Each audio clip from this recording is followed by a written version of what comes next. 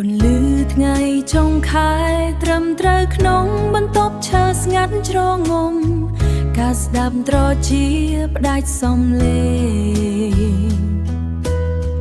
រកឃើញសេចក្តី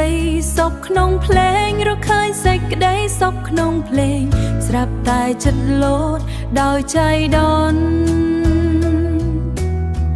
ដូចជាត្រូវមុនស្នេហ៍មកដល់មិនបានត្រៀមទុកមិនបានគិតជួបស្នេហ៍ពិតក្នុងពេលស្ងាត់ស្ងាត់ស្នេហ៍ចៃដន្យបង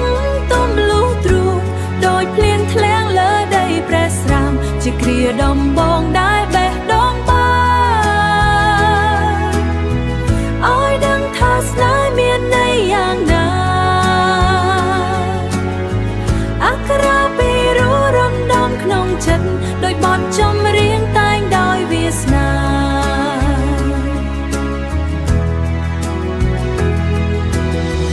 បើសិនជាអាចសូមថែគ្រានេះ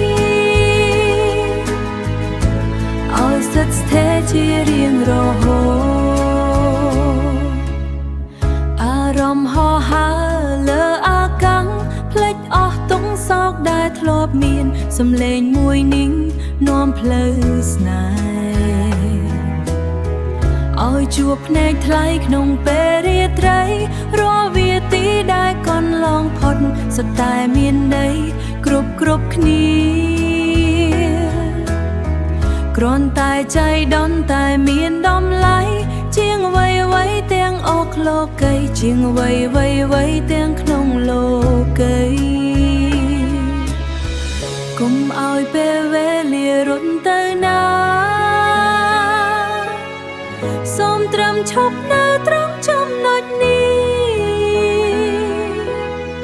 ព្រោះខ្លាចបាត់បង់អារម្មណ៍ផ្អែមល្ហែមដែលយើងទាំងពីរទៅរកឃើញស្នេហ៍ចៃដន្យបងទំលុះទ្រូងដោយភ្លៀងធ្លាក់លើដីប្រេះស្រាមជាគ្រាដំបង